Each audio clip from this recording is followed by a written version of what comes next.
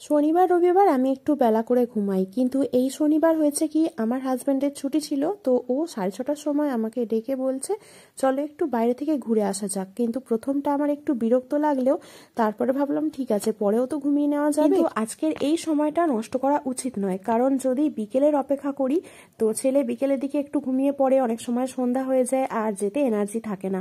তো সেই জন্যই সকালের দিকেই সমস্ত ঘরের কাজবাজ ফেলে রেখে প্রথমেই খাবার দাবার নিয়ে আমরা তিনজন মিলে বেরিয়ে পড়লাম বাড়ির কাছাকাছি একটা পার্কে। বাড়ির কাজ রান্না বান্না সে তো রোজই হয়, সেটা কিছুক্ষণ পর হবে কিন্তু এই যে কোয়ালিটি টাইম এটা স্পেন্ড করা যেটা ভীষণই জরুরি ছিল, তাই জন্য আমরা দেরি না করে সাত সকালেই বেরিয়ে পড়েছিলাম। হ্যাঁ, আমরা মাঝে মধ্যেই হুটহাট করে এইভাবেই বেরিয়ে পড়ি, কারণ আমার মনে হয় যে প্রতিটা বাবা মারই উচিত তার সন্তানের একটা সুন্দর শৈশবের স্মৃতি তৈরি করে দেওয়া, যেটা সে মনে করে সারা জীবন খুশি হতে পারে। আর এই যে আমরা বাবা মায়েরা হয়তো বেশি দিন এই বাচ্চাদের লাফালাফি হুড়োহুড়িটা এইভাবে উপভোগ করতে পারবো না, কারণ ওরা একসময় বড় হয়ে যাবে, নিজের নিজের জীবনে ব্যস্ত হয়ে পড়বে। তাই যতটা সম্ভব চোখ আর প্রাণ জুড়িয়ে আমরা এই জিনিসগুলো উপভোগ করে নিতে চাই।